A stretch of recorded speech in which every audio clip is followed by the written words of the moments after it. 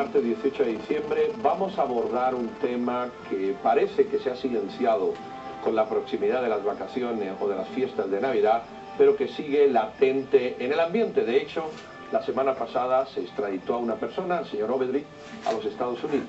Vamos para introducir el tema con una entrevista que se le hiciera al expresidente Portillo en relación precisamente con el tema que posteriormente abordaremos, las extradiciones de ciudadanos nacionales a otros países que la solicitan. Vean esta entrevista.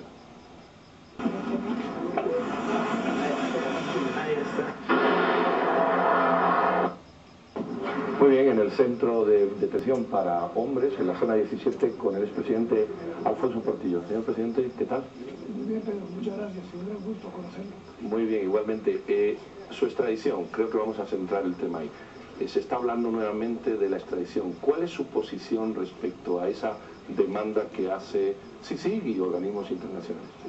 Bueno, en primer lugar hay que aclarar que la extradición es un instrumento que han utilizado mis adversarios políticos de una manera descarada desde el punto de vista político. He tenido información que cuando el señor Castresana se organiza para ir a Nueva York a pedir mi extradición, le dicen que no puede pedir mi extradición porque los hechos que me acusan en Estados Unidos son los mismos hechos del peculado. Y usted sabe que hay un principio de non bis in idem, que nadie puede ser perseguido dos veces por el mismo hecho, y sin embargo lo arreglan, contratan un lobista en Estados Unidos, que es el señor Otto Reich, que todo el mundo lo sabe, y lo contratan para convencer a un fiscal de que pida la extradición. La extradición es, lo que busca es fundamentalmente sacarme del país, y han hecho toda una serie de barbaridades y atrocidades jurídicas que yo he hecho la lucha porque se prevalezca o que prevalezcan mis derechos y mis garantías constitucionales y no se ha podido. Sin embargo, estamos en la lucha hoy, vamos de nuevo a pelear la no doble persecución y vamos a impedir que la extradición se concrete porque los mismos hechos que se me imputan en Nueva York son los mismos hechos por los que voy absuelto en el caso de Peculado. Presidente, para las personas que gustan de usted y otro grupo que no gustan de usted no ha sido condenado en el país. Usted tuvo un juicio que salió absuelto. Así es. ¿Cómo convencer o cómo transmitir el discurso este de, bueno, mandémoslo fuera cuando dentro no ha existido una prueba contundente contra usted? Sí, efectivamente. Hicieron toda una investigación durante muchos años, que por cierto la inició el actual presidente de la República, cuando fue comisionado de seguridad, y no han podido demostrar que los 30 millones que me imputan a mí, que saqué del Ministerio de la Defensa, efectivamente se sacaron. Usaron testigos falsos, no idóneos, con persecución política, con persecución judicial, y armaron todo un escándalo alrededor del caso del peculado. Y un juez, un tribunal de primera instancia, me absuelve por mayoría de votos y determina de que no hay suficientes elementos para que a mí se me sentencie. Sin embargo, a pesar de eso, pensando en que les ha fracasado el tema del peculado, recurren a la extradición con el fin de sacarme del país. Entonces, lo más importante a destacar aquí es cómo se ha utilizado el Poder Judicial de manera política, cómo se ha politizado el proceso judicial en mi contra sin tener suficientes pruebas para condenarme. Usted ha sido presidente, usted sabe que la extradición a fin de cuentas es una potestad presidencial. En última hora es el presidente el que decide. ¿Qué opinión le merece que decidiera un presidente que ya no lo es, cuando usted sigue aquí y a lo mejor pueden pasar años y al presidente que esté ya se le ha anulado esa potestad? ¿Tiene eso sentido? No se le anula, porque yo que fui presidente sé que un acuerdo gubernativo se anula con otro acuerdo gubernativo en sentido contrario. Ya incluso hay un caso en la historia de Guatemala cuando Ubico pide requisitos para entregar a un ciudadano guatemalteco a los Estados Unidos se compromete y echa marcha atrás en su acuerdo gubernativo. Pero lo que más me impresiona del acuerdo que firmó el presidente Colombo, el expresidente Colombo, es que firma mi extradición aún a sabiendas que Estados Unidos no cumplía con las condiciones que le estableció la Corte de Constitucionalidad. La Corte de Constitucionalidad, para proteger mis derechos, como lo hace o lo debe hacer con cualquier ciudadano guatemalteco, establece un sinnúmero de condiciones que se me respeten en Estados Unidos. Estados Unidos no se compromete y el presidente firma. Es decir, es una traición es una violación a la Constitución, es una violación a la soberanía y es una violación a los principios más elementales de los derechos de los ciudadanos. Estados Unidos hay ciertas convenciones que no ha firmado. Así es como la Convención Americana. Correcto. Y el procurador anterior, creo recordar, que justo hizo esta observancia. ¿Esto se ha solucionado o todavía seguimos con una justicia norteamericana que, guste oírlo, no es capaz de secuestrar a Bin Laden, matarlo y tirarlo al mar? Y se habla de justicia. Sí. ¿Cómo compensamos esa justicia frente a ese ajusticiamiento?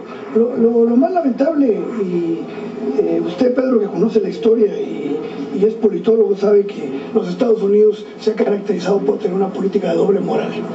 Para afuera ellos son sumamente morales, pero para adentro son completamente inmorales. Es decir, ellos incluso negocian con narcotraficantes, negocian con gente que ha violado el derecho internacional con tal de obtener sus propósitos. El caso mío es un caso clarísimo. No hay pruebas contundentes de que yo lavé dinero en los Estados Unidos. Y sin embargo ellos enumeran un sinnúmero de hechos sin mandar una sola prueba. Y aquí de una manera rápida el Tribunal Quinto de Sentencia autoriza mi extradición. Es una presión que han hecho los Estados Unidos. El fiscal que llevaba mi caso, por ejemplo, acaba de renunciar a ser fiscal. Fiscal de Nueva York, neoyorquino. El neoyorquino sí, acaba de renunciar, y en su currículum, para dedicarse a la carrera privada hoy, pone en su currículum que me capturó a mí, ¿verdad? Entonces es una utilización burda, antojadiza la que se ha hecho en mi caso. Pero yo todavía tengo fe en que las instituciones del país pueden frenar una extradición que es a todas luces ilegal y que se hizo además sin fundamento. Porque lo interesante aquí en el caso, Pedro, es que además me están pidiendo, con base en una convención contra la corrupción de Naciones Unidas, que Estados Unidos reservó y dice que no la va a utilizar para extradiciones, y la utiliza en mi caso de manera descarada. Y la Corte de Constitucionalidad le dice que sí vale, le dice que sí puede. Y después de que la Corte de Constitucionalidad dice que se deben respetar mis derechos, Estados Unidos no se compromete, y aún así saca otra sentencia a la Corte diciendo que sí, que no cumplen, pero que lo que dicen vale. Esa es una barbaridad jurídica en cualquier país. Presidente, ¿usted ha recibido presiones o ofertas? ¿Alguien que le haya venido a presionar si se pone más suave y menos combativo a la extradición? ¿O algunas ofertas externas de si usted admite, por poner un ejemplo, el delito A, le quitan el B? Ese tipo de transacciones. Tuve un ofrecimiento de manera indirecta a través de este fiscal, a través de mi abogado. Este fiscal me mandó un mensaje de que si yo colaboraba para desmantelar el crimen organizado en Guatemala. Y le dije, ¿cuál crimen organizado? Si alguien tiene conocimiento cuál es el verdadero crimen organizado en Guatemala, es los Estados Unidos, es la embajada de los Estados Unidos.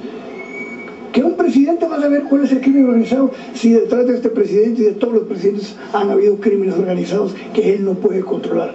Son las estructuras. Un presidente no maneja todos los hilos del poder, y usted lo sabe perfectamente. Entonces, sí me han mandado, pues yo he dicho, yo voy a pelear hasta el último minuto porque se me respeten mis derechos y no tengo que negociar absolutamente nada porque sé que no he cometido ningún delito. ¿Qué expectativas hay en el corto plazo? ¿Su absolución está pelada? Está pelada, está... ¿Y qué camino queda por recorrer? Queda por recorrer la resolución de la sala de apelaciones, cuya audiencia es el 21 de marzo del año que entra. Después de la apelación, dependiendo de los resultados, ya sea que nosotros nos vayamos a casación si perdemos, o si nos confirman la sentencia, el Ministerio Público se irá a casación, y después iremos a parar de nuevo a la Corte de Constitucionalidad. Esto, si se acelera el caso, creo que todo el año que entra vamos a seguir peleando esta cosa. Pero en el caso de la extradición tenemos un argumento muy sólido. El Código de Bustamante, el Código Internacional de Derecho Privado, dice que no se puede entregar en extradición a un ciudadano si los hechos por los que se le imputan en el país que lo pidió son los mismos porque fue sentenciado o absuelto en el país. Entonces, hay un paralelismo muy interesante de su caso, por ejemplo, con el caso del señor Bielma. El señor Bielma está en España y al mes o a los 40 días la justicia española, visto que no hay una presentación de pruebas de extradición, lo libera. Usted, como ciudadano guatemalteco, está absuelto en el país. Así es. ¿Por qué sigue en prisión? Mire, porque primero el argumento es que la ley que regula el proceso de extradición en su artículo 27 dice que mientras no se resuelva la extradición tiene que estar en prisión preventiva. Pero la realidad es que el trato que me han dado, que a mí no me importa porque yo soy un ciudadano común hoy, pero el trato que me ha dado sobre todo el gobierno de Colón ha sido el gobierno de un verdadero criminal, sin respeto de mis derechos. Hoy estoy en un paraíso aquí, a como me tuvieron en los meses anteriores, y sin embargo yo creo que lo que tenemos que hacer es exigir y pelear hasta las últimas instancias que nos permita la ley por no permitir la extradición. Y creo que Guatemala quedaría muy mal. Hoy tenemos el caso de Ecuador, en que el presidente pelea por un ciudadano que ni siquiera es ecuatoriano, por defender los derechos, por defender los principios, y Guatemala de una manera vergonzosa quiere entregar a un expresidente con fines exclusivamente políticos. ¿Usted cree, presidente, que mucha gente se deja llevar más que por lo que le conoce, por lo que han dicho de usted? Hay sobre usted una especie de leyenda negra, vamos a decir, mediática, que nadie se ha molestado en comprobar, y los detractores quizá hablen de Portillo, y perdón por la expresión genérica, como algo, como un producto de prensa más que un argumento real. Sí, así es. Mi caso ha sido fundamentalmente mediático, y yo, bueno, lógicamente estoy pagando el producto de mis políticas públicas. Yo ayer le decía al presidente de la República, que me decía, mire, pero el presidente de la República pide la prolongación de la CICIG en Guatemala. Sí, le dije, porque lamentablemente nuestro presidente, y lo digo con mucho respeto, quiere quedar bien con todo el mundo. Y un presidente que se digne del nombre de ser presidente toma decisiones sabiendo que va a quedar bien con unos y mal con otros. Eso fue lo que hice yo. Tomé decisiones que creía yo eran correctas tomarlas. Increíble, porque tomé decisiones que mis propios adversarios políticos hoy, sobre todo del sector privado, hablan en el discurso de libertad económica, de rompimiento de monopolios, de abrir la economía, de que haya competencia. Eso fue lo que hice yo, y por eso estoy preso. Es una contradicción verdaderamente terrible ver que muchos profesores, por ejemplo, usted habla de competencia, de libertad, de no privilegios, de un Estado regulador, pero no un Estado intervencionista en todo, que tenga hasta cabaret, por ejemplo. Y sin embargo, eso fue lo que yo hice. Con el azúcar lo hice con el cemento, lo hice con los fertilizantes, lo hice con el pollo. Abrí para que el pueblo tuviera más opciones. Es decir, el discurso, por ejemplo, de los neoliberales y liberales en Guatemala fue lo que yo apliqué en política, pero ellos solo lo dejan en los textos, pero no lo aplican. Entonces yo le dije ayer al presidente, tome decisiones aunque vaya a quedar mal con un montón de gente. Y lo mío ha sido eminentemente mediático, ¿verdad? Antier salió un editorial en un periódico, el gobierno más corrupto de la historia, pero fue el presidente que no hizo ningún negocio con el sector privado, fue el presidente que no privatizó nada, fue el presidente que no se quedó con ninguna concesión, y eso no lo mencionan. Pero solo me pusieron el estereotipo del gobierno más corrupto de la historia, porque lo que se trataba era de poner un ejemplo de lo que le pasa a un presidente que hace una política pública independiente. Muy bien, presidente Portillo, muchísimas gracias. Pedro, ustedes han visto temas para el debate, temas que hay que profundizar, hay que contrastar las versiones, acudir a las personas, y creo que esta versión del expresidente nos puede dar otra visión fundamentalmente sobre el tema de la extradición. No se muevan, vamos a volver con más información.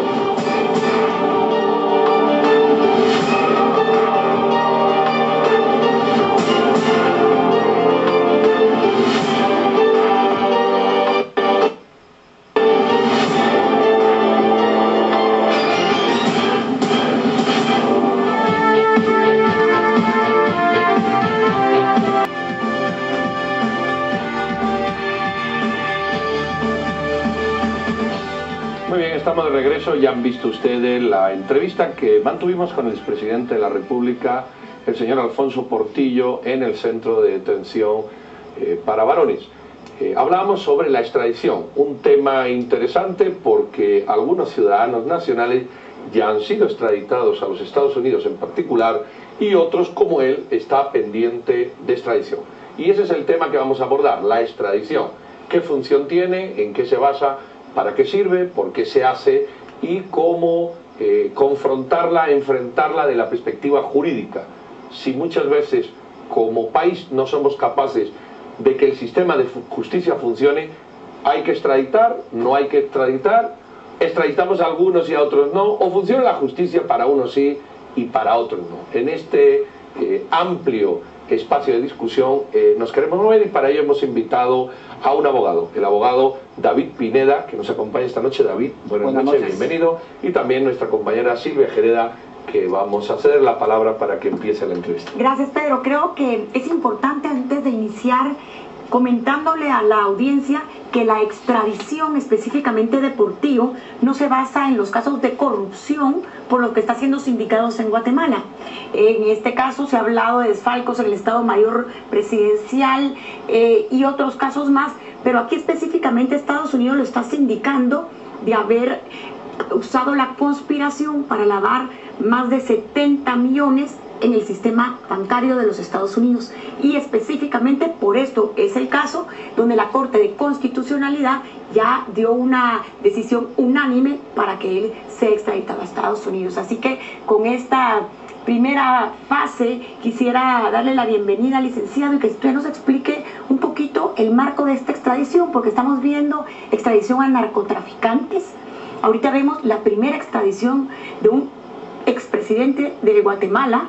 Ya se había visto en el caso de Arnoldo Noriega de Panamá, pero ¿qué es realmente lo que está pasando? ¿Cuál es el entorno legal de este tema?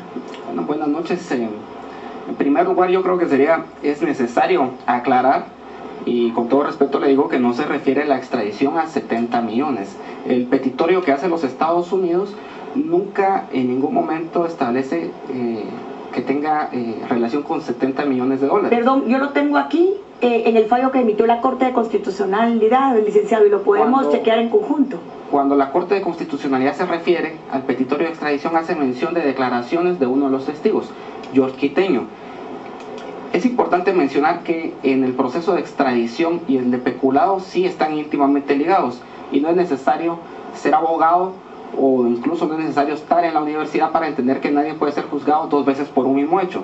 Y en el caso del licenciado Alfonso Portillo, la juez presidente del tribunal que lo juzga aquí por peculado, antes de iniciar el debate, se excusó y dijo: un momento, yo no lo puedo juzgar a usted porque por los hechos por los cuales pretenden que lo juzgue son los mismos de la extradición, donde yo ya avalé esa extradición. Esa excusa no fue admitida y la obligaron a conocer, no obstante que ella dijo por escrito: no me considero independiente ni imparcial, porque los hechos son los mismos de acá y de acá. ¿Qué otra cosa? Sí, es el argumento que usa Portillo justamente. Hablemos de la extradición. Extraditar a un ciudadano que el país no es capaz de juzgar. Esa es la realidad. El señor Portillo, guste o no guste, porque estamos recibiendo muchos correos, hay muchas percepciones de lo que pudo ser, pero cuando a él lo juzgan 3 juezas, es absuelto. Esa es la realidad constatada en el país. ¿Cómo comprender que hay que enviar fuera a una persona cuando el país lo juzga y es incapaz de condenarlo? Sí, pues en primer lugar hay que recalcar que se le va a juzgar 2 veces. Eso es inconstitucional y es un principio de derechos, del derecho universal. En cualquier país a nadie se le puede juzgar 2 veces. Hasta en las películas todos hemos aprendido que un mismo hecho, si se juzga, no puede volverse a intentar el procesamiento. Y aparte de que, como bien dice usted, pues se evidencia tal vez la incapacidad del propio sistema de justicia y dice: no lo juzgamos nosotros, que lo juzguen afuera. Pero este caso, David, es similar al del señor Bielman. Vemos que somos el único país del mundo que tiene una institución de Naciones Unidas, que es CICIG, que precisamente está para promover la justicia, y de pronto la CICIG renuncia abiertamente a juzgar aquí al señor Bielman, y también promueve la salida del señor Portillo, pero en el país, con las pruebas que aporta, no se puede juzgar. Mi pregunta es: yo como ciudadano, si alguna vez tengo un problema con la justicia, ¿qué tengo que pensar? Porque yo veo que con ciudadanos prominentes que todo el mundo acusa y señala, resulta que la propia CICIG dice: yo no la quiero juzgar aquí. Bueno, entonces yo como ciudadano, ¿cómo me meto, cómo creo en un sistema de justicia? Sí, yo creo que suena bastante absurdo, pero la razón o la causa es evidente, es la CICIG. Y la CICIG ha sido un ente que ha participado en el sistema de justicia creyendo que puede hacer lo que se le dé la gana, porque está por encima de la ley. Por eso es que vemos cosas que nos parecen pues absurdas, pero la razón es sencilla: la CICIG en Guatemala hace lo que quiere. Ahora yo tengo una consulta. Aquí hay hechos evidentes que el señor Portillo está siendo, como dice Pedro, llevado a los tribunales de Guatemala. En algunos casos no se ha aprobado. Sin embargo, se habla de un sistema que no opera. se ha visto una corrupción que hubo en este periodo en el que él estuvo. Posteriormente estamos hablando de una CICIG que pudiera estar contaminada. Vemos a un gobierno de los Estados Unidos pidiendo a este ciudadano, según ellos, porque existen pruebas de que hubo una conspiración para lavado de dinero. Y por el otro lado tenemos a los magistrados de la Corte de Constitucionalidad, que es nuestro máximo órgano, emitiendo un dictamen. Entonces, la pregunta del millón es, ¿en quién confiamos y en quién creemos? ¿Cómo está nuestro sistema de justicia? Porque también se hablan, y no solo es el caso Portillo, está el caso Bielman y otra decena de personas que tienen que ser extraditados a los Estados Unidos. Tenemos, por ejemplo, el caso de la familia Lorenzana, padre e hijo, que están siendo pedidos. Entonces, ¿hasta qué punto podemos confiar en la justicia? La verdad es que es lamentable, pero hay dos puntos que quisiera tocar de lo que usted dijo. En primer lugar, las pruebas. En el caso Portillo, ¿cuáles son las pruebas en Estados Unidos? Las declaraciones de dos testigos, George Quiteño y Salomón Molina. ¿Cuáles son las pruebas en Guatemala vinculantes? Las declaraciones de George Quiteño y Salomón Molina, los mismos. Cuando usted dice la Corte de Constitucionalidad avaló, la Corte de Constitucionalidad avala muchas cosas. Y para darle un ejemplo, le voy a recordar que en el año 2004 la Corte de Constitucionalidad dejó sin efecto un acuerdo que el Estado de Guatemala, en el marco del derecho internacional, había acordado, el Tratado Parlacén, que otorgaba derecho de antejuicio. Le voy a decir, en la clase de la maestría tuve la oportunidad de ser alumno del ex magistrado de la Corte de Constitucionalidad, Rodolfo Rosmoser, y al comentar este caso, explicándonos él lo que era el derecho internacional, la Convención de Viena y todos esos elementos, nos dijo, para poner un ejemplo, en el año 2004 a Alfonso Portillo se le quitó el derecho de antejuicio. No podíamos hacerlo, pero en sus propias palabras, no podíamos, pero lo hicimos. Hoy, en el año 2012, Alejandro Balcells, del CEDECON, planteó la inconstitucionalidad en el mismo tema, solo que referente al expresidente Álvaro Colom. Y esta corte, pues en derecho, le dijo, no se puede. ¿Por qué en el caso de Alfonso Portillo dijeron, sí se puede, y acá dicen que no se puede, cuando realmente no se puede? Usted me dice, ¿podemos confiar en el sistema de justicia? Pues depende de quiénes seamos. Es lamentable, ¿verdad, Pedro, que no haya venido aquí algún representante de CICIG, que no han venido a sentarse a la mesa? Quieren venir. Y tampoco Gabriel Orellana, el licenciado, que también estaba invitado a hablar sobre el tema, porque creo que es un tema que se presta. Bueno, hoy hemos invitado, además de CICIG, como siempre, como a 8 o 10 abogados, además de David, para tener más contertulios, pero nadie quiere dar la cara. ¿Qué le vamos a hacer? Son temas espinosos que como muchos ciudadanos se excusan en el rumor o en el señalamiento, pero cuando se quiere entrar a la racionalidad, difícilmente hay personas que quieren dar la cara, y te lo queremos agradecer, David, porque tú al menos estás ahí sentado enfrentando diatribas que tiene la sociedad. ¿Cómo convencer o cómo transmitirle al televidente que nos está viendo este desequilibrio entre la razón judicial que absuelve a alguien? Porque así está la situación. El presidente Portillo por ahora está absuelto y esa sentencia apelada. Entre esa racionalidad jurídica y esa percepción y transmisión de los medios de culpabilidad de alguien. Por un lado se le señala y condena, pero cuando tiene que ir a juicio se le absuelve. Bueno, el ciudadano queda perplejo, dice, bueno, ¿qué hago? ¿Con qué me enfrento? Pues yo creo que no queda tan perplejo, y ese es el principal problema de nosotros los guatemaltecos, porque mientras no sea a nosotros a quienes nos está afectando el sistema de justicia, pues no le damos la importancia que tiene, y no se dan cuenta que si le está pasando a Alfonso Portillo hoy, eventualmente le puede pasar a cualquiera. Mientras que el sistema no nos ataque, no nos percatamos de lo que realmente sucede, y nadie se preocupa, y realmente es preocupante. Te voy a leer textualmente lo que dice una televidente. Dice, qué asco de entrevista. Y los millones que tenía en cuentas en Luxemburgo y Suiza, ahora no hay prueba. Yo a esta persona le he dicho que si tiene prueba, gustosamente la llamamos por teléfono y que nos lo diga. Pero ¿por qué hay esta reacción visceral y hepática, y cuando se habla de pruebas pareciera que no lo hay? ¿Qué le podemos decir a Estados Unidos cuando impidió que el señor George viniera o declarara, si era el principal acusador? Y en el caso de George también, recuérdate de los fondos que sacó del banco, créditos sin respaldo. Él tiene un proceso pendiente todavía aquí en Guatemala. ¿Por qué Estados Unidos no lo mandó o no lo dejó?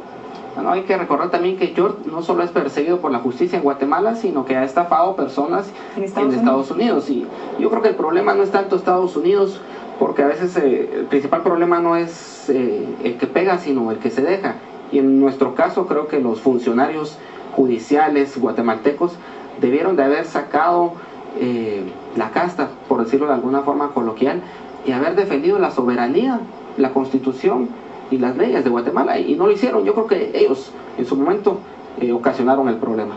Yo tengo a otros de la teleaudiencia que toca también un tema interesante. En la entrevista con Portillo pudimos ver claramente su concepto que él tiene sobre la CICIG, la manera en que él se expresa de él. Sin embargo, dice el televidente que remontándose en el tiempo, Edgar Gutiérrez, que fue su canciller, fue justo el que promovió todo el tema de la CICIAC, de estos aparatos que se convertirían en la CICIG. Entonces es contradictorio también ver, Pedro, como en un momento el mismo gobierno de Alfonso Portillo promovió lo que sería la CICIG y hoy en día está totalmente en contra, porque esto se hizo en la época de Edgar Gutiérrez.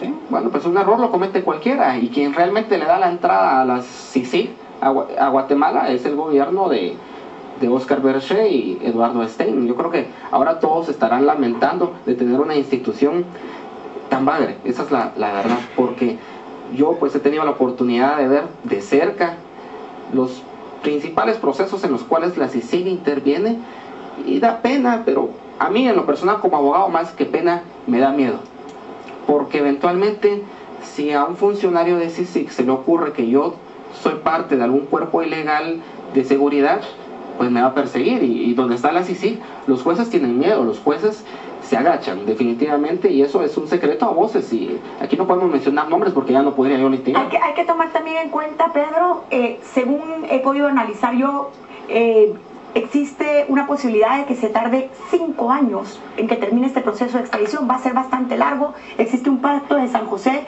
sobre el tiempo que los prisioneros deben de estar pues en una prisión, valga la redundancia. Este es otro tema interesante. Estamos en tiempo de ir, pero en 30 segundos, ¿qué se puede... Si este informe que saca permite recusarlo, va a llegar un momento en que cualquier juez va a poder ser recusado por miedo, por estar señalado?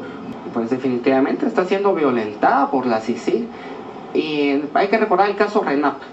La semana pasada la Corte de Constitucionalidad dejó fuera en forma definitiva a la CICIG del caso RENAP y marcó la pauta para establecer en qué casos sí puede estar y en qué casos no puede estar. Es solo de esperar que los abogados de los distintos procesos pues empiecen a utilizar esa sentencia. Que no más policías, más patrullas en la calle y mejor de los jueces los respalda, o la CICIG tendrá que hacer una ampliación del informe e incluir a los magistrados de la Corte. Muy bien, pues nos vamos a quedar con estas declaraciones y estas palabras que a mí me gustaría sintetizar en una frase que ha dicho el abogado: si seguimos así, va a llegar un momento en que no vamos a saber qué hacer. No solamente es la percepción o lo que los medios de comunicación transmitan, sino que en justicia hay que tener los hechos, las pruebas concretas para acusar a muchas personas. Hoy son otros, mañana puede ser usted. David, muchísimas gracias. Seguiremos abordando este tema. Muchas gracias. No se vayan, vamos a ver con deportes.